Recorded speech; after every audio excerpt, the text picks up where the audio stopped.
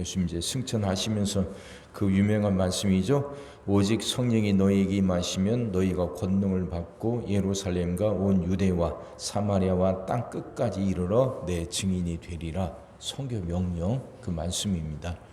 그 앞서서 이제 제자들은 여전히 그 이스라엘 중심 생각 사상 거기서 떠나지 못해요. 이게 6절 그들이 모였을 때 예수께서 여쭈어 이르되 주께서 이스라엘 나라를 회복하심이 이때니까.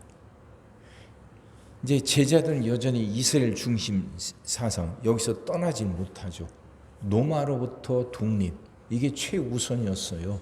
언제나 그 일이 일어납니까? 했더니 예수님이 그건 너희들 소관이 아니고 그 하나님 소관이고 너희들은 성령을 받아서 예루살렘과 온 유대와 사마리아와 땅 끝까지 이르러 내 증인이 되는 것 거기에만 힘써라 이 말씀 하시거든요.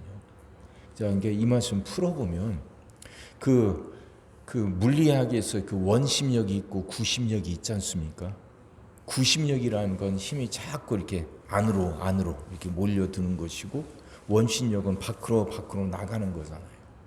지금 유대 사람들, 제자들을 포함한 유대 사람들은 그 생각은 그게 구심력.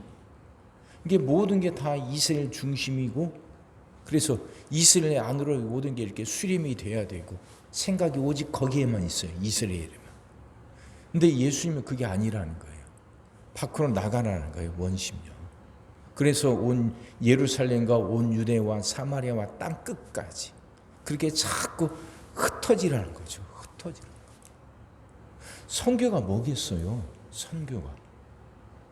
그러니까 선교라는 건 자기 중심, 자아, 나 중심에서 다른 사람들 중심으로 옮겨가는 거죠. 그러니까 다른 사람들에게 유익을 주고 다른 사람들과 살리려고 자기를 분해하는 거예요. 자기를 확장하는 것이고 자기를 낮추는 거죠. 그러니까 어떤 목사님이 그 말을 하더라고요. 자기 하강 운동이다. 선교는 자기 하강, 자기를 낮추는 거예요. 자기가 내려가는 거죠. 그러니까 우린 계속 그 구심력적인 사고 여기에 묶여 있어요. 그래서 언제나 자기가 중심이 돼야 돼. 언제나 자기 이익이 먼저예요. 언제나 자기 가족이 먼저고 자기가 관계 맺고 있는 그 사회, 그 나라가 먼저죠.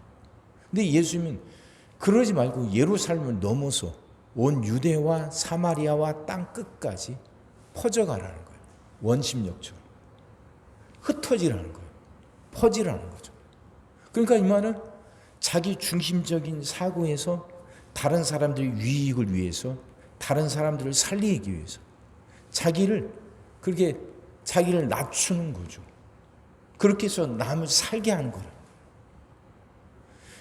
이게 지금 예수님이 부활하셔서 승천하시면서 제자들에게 주신 마지막 명령이에요. 그러니까 신앙생활은 구심력적인 사고에서 원심력적인 사고로 바꾸는 거다. 너 중심으로 해서 살아가던 삶이 다른 사람들을 살리는 삶으로 변화되어야 된다. 그래서 너를 낮춰야 된다. 이거죠. 그러니까 그 삶을 그렇게 사는 것에 모범을 보여주신 분이 바로 예수님이잖아요. 예수님이 자기를 죽여서 인류를 살리신 거죠. 자기를 죽인 거예요. 자기를 낮추고 자기를 분해해서 수많은 사람들 인류를 살리신 거죠. 그분이 예수님이에요. 그러니까 그 예수님의 삶이 곧 선교죠. 그 삶을 닮아가라는 거죠. 그렇게 살으려고 노력해보라 하는 거죠. 이거예요. 근데 이게 그렇게 말이 그렇지 쉽지는 않습니다.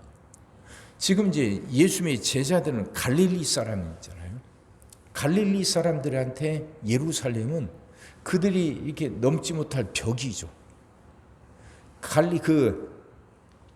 나사렛에서 무슨 선한 것이 나겠느냐고 그 제자들 나다나엘이 그 말을 한 적도 있지 않습니까? 그러니까 지금 예수님이 살아 계실 때까지 이제 그 유대교가 시작된 게 1500년이에요. 1500년.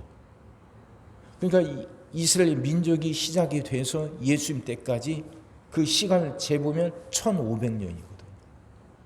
1500년 동안 갈릴리라는 곳, 나사렛에서 그리고 어떤 선지자도 나온 적이 없어요. 그래도 하나님께 붙들려서 하나님께 쓰임받은 그런 인물들이 한 번도 나온 적이 없는 곳. 그곳이 갈릴리고 그게 나사렛이에요. 그게 영적으로 불모지였다 그 말이죠. 그러니까 제자들 나다니는 그 나사렛에서 무슨 선한 것이 나겠느냐 그 말을 했던 것이고. 근데 그러니까 그런 갈릴리 사람들에게 예루살렘, 온 유다, 사마리아와 땅끝, 그건 자기들이 건널 수 없는 강이고 자기들 앞에 도사리고는 큰 장벽인 겁니다. 한 번도 하나님의 일꾼이 나와본 적이 없는 영적인 불모지에서 살았던 사람들에게 그건 굉장히 큰 장벽이죠. 근데 그런 제자들에게 예수님이 말씀하시는 거예요. 너 중심, 너희들 중심의 사고에서 머물지 말고 예루살렘이 아무리 높아 보여도 또 유대와 사마리아가 아무리 멀어 보이고 그래서 너희들한테 큰 장병으로 여겨지고 너희들을 그렇게 분리시키는 그런 곳으로 보인다 할지라도 생각을 넓히고 그걸 품고 살아라 하는 거죠. 하나님이 아브라함을 부르셔서 아브라함에게 복을 주신 건 아브라함 혼자 그 복을 누리며 살라는 게 아니잖아요. 아브라함에게 주신 복을 갖고 그 복으로 아브라함은 주변을 살리라는 거죠. 그래서 복의 근원이 되는 거예요. 복의 근원. 아브라함을 통해서 그 복이 주변으로 흘러가게 하고 아브라함을 통해서 주변이 인류가 살아나게 하라는 거예요. 이게 지금 창세기에서부터 나오는 거죠. 하나님이 역사를 시작하실 때부터 그게 이제 이제 족장사 그리고 원역사, 족장사 뭐 이렇게 막 나누는데 아무튼 하나님이 사람들 통해서 역사를 시작하신 거 아브라함 때거든요. 근데 그때부터 하나님이 주신 말씀이에요. 주변을 살리라는. 네 안에 갇히지 말고 너를 통해서 주변이 살아나도록 너를 낮추고 너를 나눠주라는 거죠. 다시 말하면 하나님으로부터 받은 은혜와 복을 나누라는 거예요. 네 안에만 가두지 말고. 이게 선교죠. 이게 선교.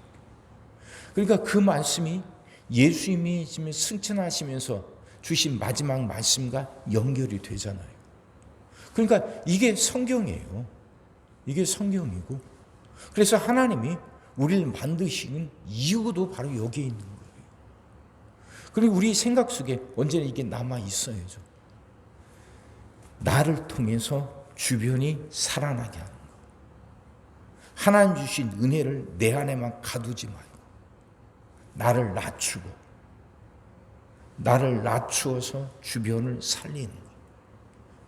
이게 우리가 살아가야 할 이유고 하나님이 우리에게 주신 사명이죠.